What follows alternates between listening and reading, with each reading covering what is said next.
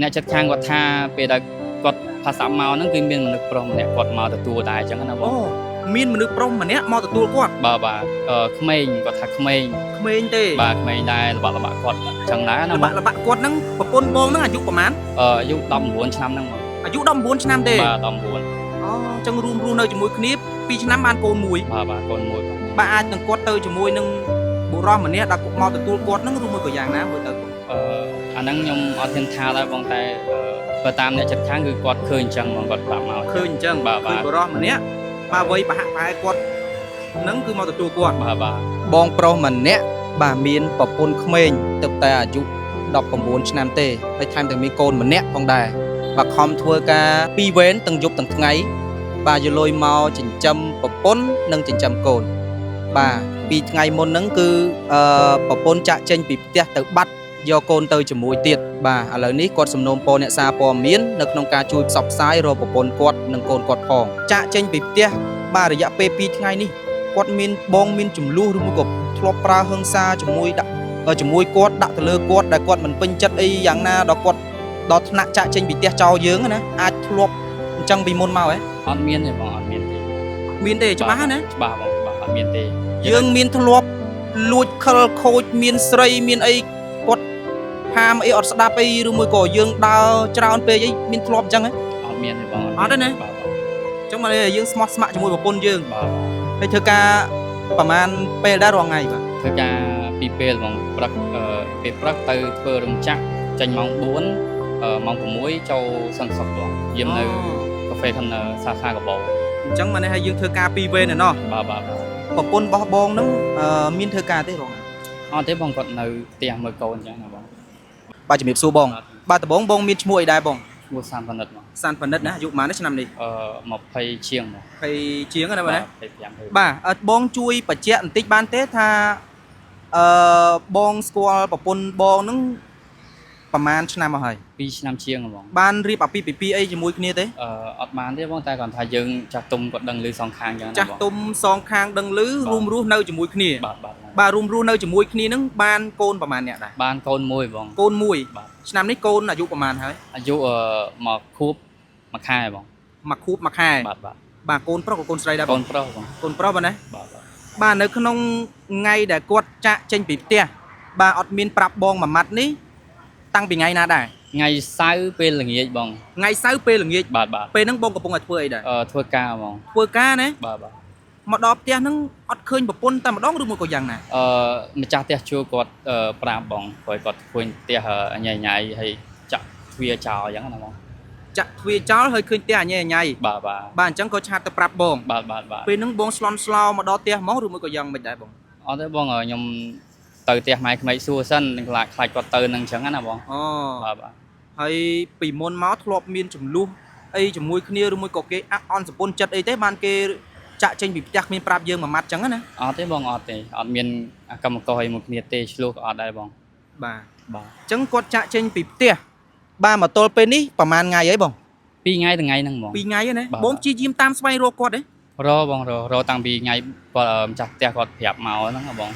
រទៅផ្ទះម៉ែក្មេកផងអីផងអត់ឃើញទេបាទទៅសួរខាងផ្ទះម៉ែក្មេកហ្នឹងគាត់ប្រាប់ថាម៉េចដែរគាត់ថាអត់ដឹងរឿងទេគាត់អត់មានមកនេះទេអត់មានទៅផ្ទះម៉ែក្មេកទេបាទអញ្ចឹងមកន័យថាចាក់ចេញពីផ្ទះនេះមិនមែនទៅផ្ទះម៉ែក្មេកគាត់ទេយើងហើយក៏មិនដឹងថាគាត់ទៅណាដែរបាទទៅនឹងគាត់នាំកូនទៅជាមួយណាឬមួយក៏យ៉ាងណានាំកូនទៅជាមួយបងនាំកូនទៅជាមួយបាទប្រិមិត្តឥឡូវតាមការសង្ស័យរបស់យើងគាត់ចាក់ចេញពីផ្ទះដោយខ្លួនឯងឬមួយក៏សង្ស័យថាមានគេនាំគាត់ឬមួយក៏មានបញ្ហាអីចឹងណាតាមការសង្ស័យក្នុងចិត្តរបស់បងបើសម្រាប់ក្នុងចិត្តខ្ញុំអ្នកចិត្តខាងគាត់ថាពេលដែលគាត់ផាសមកហ្នឹងគឺមានមនុស្សប្រុសម្នាក់គាត់មកទទួលដែរអញ្ចឹងណាបងមានមនុស្សប្រុសម្នាក់មកទទួលគាត់បាទក្មេងគាត់ថាក្មេងទេបាទក្មេងដែរល្បាក់គាត់អញ្ចឹងដែរណាបងល្បាក់គាត់ហ្នឹងប្រពន្ធបងហ្នឹងអាយុប្រហែលអាយុ19ឆ្នាំហ្នឹងបងអាយុ19ឆ្នាំទេបាទ19អញ្ចឹងរួមរស់នៅជាមួយគ្នា2ឆ្នាំបានកូនមួយបាទកូនមួយបងអញ្ចឹងបានន័យថាអាចនឹងគាត់បាទទៅអានេះតាមការសន្និដ្ឋានណាបាទអាចនឹងគាត់ទៅជាមួយនឹងបុរសម្នាក់ដែលមកទទួលគាត់ហ្នឹងឬមួយក៏យ៉ាងណាមើលទៅបងអាហ្នឹងខ្ញុំអត់ហ៊ានថាដែរបងតែ បើតាមអ្នកចិត្តខាងគឺគាត់ឃើញអញ្ចឹងហ្មងគាត់ប្រាប់មក ឃើញអញ្ចឹង បាទ ឃើញបរោះម្នាក់បាទវ័យប្រហាក់ប្រហែលគាត់នឹងគឺមកទទួលគាត់ បាទបាទ បាទឥឡូវបងជួយបញ្ជាក់ឲ្យច្បាស់បន្តិច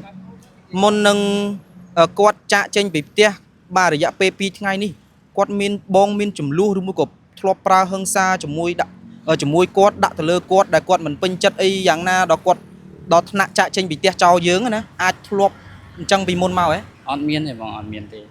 មានទេច្បាស់ណា ច្បាស់បងច្បាស់អត់មានទេ យើងមានធ្លាប់លួចខលខូចមានស្រីមានអីគាត់ហាមអីអត់ស្ដាប់អីឬមួយក៏យើងដើរច្រើនពេកអីមានធ្លាប់អញ្ចឹងហ៎ អត់មានទេបង អត់ទេណា បាទបាទ អញ្ចឹងមកយើងស្មោះស្ម័គ្រជាមួយប្រពន្ធយើង បាទបាទ ហើយធ្វើការ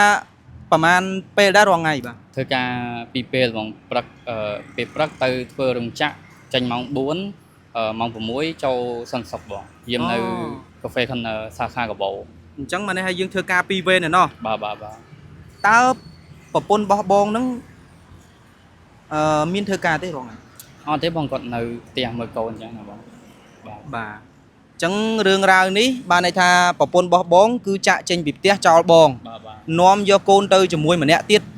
ទៅតែមួយខួបមួយខែទេ បាទបាទ បាទឥឡូវនេះក្នុងការបងមកសំណូមពរអ្នកសារព័ត៌មានផ្សព្វផ្សាយនេះតើបងចង់បានអីដែរ ខ្ញុំមកចង់បានឲ្យច្រើនហ្មងគាត់សំណុំពរថាបើសិនជាគាត់មានអ្នកថ្មីឬក៏គាត់អន់ចិត្តឬក៏រឿងអីមួយគាត់ត្រឡប់មកវិញនិយាយគ្នាឲ្យដាច់ស្រេចចាំយើងទៅចោះហើយកូនខ្ញុំសុំយកមកនៅព្រោះរងថ្ងៃនេះខ្ញុំចំគាត់ទេបាទបាទ តែប៉ុណ្្នឹងឯណា បាទបាទបងបាទព្រោះឥឡូវនេះខ្ញុំដើររកគាត់ឃើញទេចឹងមានតែសុំសំណុំពរបងសារព័ត៌មានជួយផ្សាយរអញ្ចឹងណាបង បាទ បាទបាទ បាទប្រិយមិត្តបានស្ដាប់អញ្ចឹងបាទរឿងរ៉ាវខាងលើនេះតាមការបញ្ជាក់របស់បងប្រុសបាទគឺអត់មានរឿងរ៉ាវហេតុការណ៍អីឆ្លោះទាស់តែងអីគ្នាអីទេប្រិយមិត្តអានេះតាមការបញ្ជាក់របស់គាត់ណាបាទហើយគាត់ធ្វើការពីរវេនហ្នឹងក៏ស្រាប់តែទទួលដំណឹងពីម្ចាស់ផ្ទះជួលហ្នឹងថាបាទឃើញមានយុវជនយើងថាត្រូវជាអីជាមួយនឹងគាត់ទេបាទមកទទួលគាត់ហ្នឹងចាក់ចេញពីផ្ទះទៅបាត់តែម្ដងប្រិយមិត្តរួមជាមួយនឹងកូនប្រុសម្នាក់ទៀត បាទហើយគាត់សំណូមពរអ្នកសារព័ត៌មានផ្សព្វផ្សាយថ្ងៃនេះគឺគាត់អត់ចង់បានអីទេបាទគាត់ថាបើសិនជាមានថ្មីមានអីបាទមកជួបគាត់មកនិយាយជាមួយគ្នាឲ្យដាច់ស្រេចណាឲ្យដាច់ស្រេចថាវាយ៉ាងម៉េចបាទឲ្យដាច់ស្រេចហើយគាត់ចង់បានសិទ្ធិចិញ្ចឹមកូនបើសារតែរាល់ថ្ងៃនេះគឺគាត់ខំធ្វើការពីរវេននៅក្នុងការចិញ្ចឹមទាំងប្រពន្ធរបស់គាត់ផងនិងចិញ្ចឹមកូនម្នាក់នឹងផងបាទមានតែប៉ុណ្្នឹងឯណាបងបាទ បាទអរគុណសម្រាប់ការតាមដានទស្សនាព័ត៌មានមួយនេះហើយខ្ញុំមានតែប៉ុណ្្នឹងទេបងប្អូនហើយនេះគ្រាន់តែជាប្រភពដែលខ្ញុំទទួលបានពីបងប្រុសដែលបញ្ជាក់មកកាន់ខ្ញុំបាទព័ត៌មានយ៉ាងណាឬមួយក៏បងអូនស្រីអីចង់បកស្រាយអីយ៉ាងណាវាមានបញ្ហាអីលើសពីនឹងអីយ៉ាងណាអាចមកផ្សព្វផ្សាយបានឬមួយក៏ជួបឬមួយក៏ផ្សាយនៅក្នុងការបកស្រាយបានបើសិនជាគាត់និយាយអត់ពិតបាទនេះយើងផ្សាយនេះនិយាយពាក្យពិតណាកុំបលឹះឬមួយក៏កុំកុហកណា បើពីអត់ពិតទទួលខុសត្រូវលើខ្លួនឯង បាទបងបាទ បាទអរគុណប្រិយមិត្តបាទ